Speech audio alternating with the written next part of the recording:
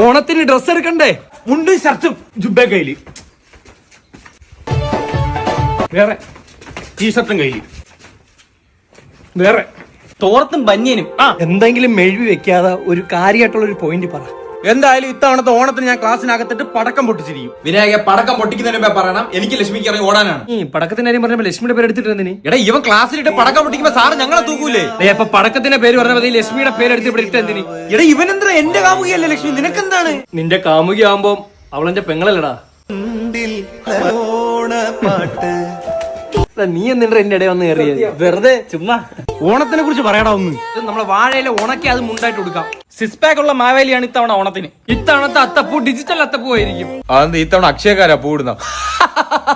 നമ്മള് നിന്നെ ഒന്നും ചെയ്യത്തില്ലെന്ന് അറിയുന്നോണ്ടാ നീ ഇങ്ങനത്തെ തമാശകൾ നമ്മുടെ ഇറക്കുന്ന. ഈ സെയിം സാധനം എന്റെ മൈൻഡ് വന്നേ, ഞാൻ പറയായിരുന്നേ. കാര്യമായി ക്ലാസ്സിലെ പെൺകുട്ടികൾ എന്ത് ഡ്രസ് ഇടുന്നത്? ഞാൻ എന്റെ ക്ലാസ്സിലെ പെൺകുട്ടി അവരടുത്ത് ചോദിക്കണം. എടാ നിന്റെ വിചാരം ഇത് തമാശയാണെന്നാണ്? അതില് കുറച്ച് തമാശ ഉണ്ടായിരുന്നു കേട്ടാ.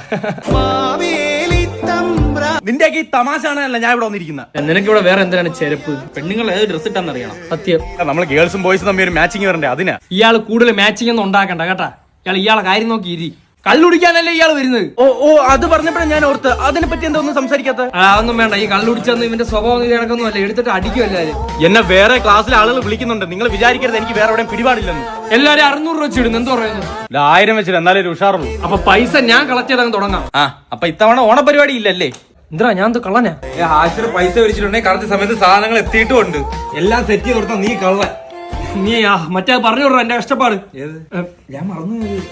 തേനി പോയി ഉടുപ്പിന് വേണ്ടി, ഗൂഡല്ലൂർ പോയി പടക്കത്തിന് വേണ്ടി, പട്ടുനൂൽ പുഴുവിനെ കേരളത്തിൽ കൊണ്ടുവന്ന് മെരുക്കി ഉരുക്കി അരിക്കി എടുത്ത് ഓണത്തിനുള്ള പെമ്പിള്ളേർക്ക് പട്ടും അവിടെ തച്ചു കൊടുത്തവൻ.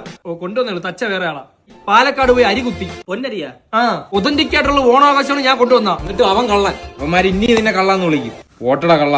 ഇതിപ്പോ അവന്മാരെ കാട്ടി നീയാണ് എന്നെ കള്ളാന്ന് വിളിക്കുന്നത്. സോറിയടാ കള്ള.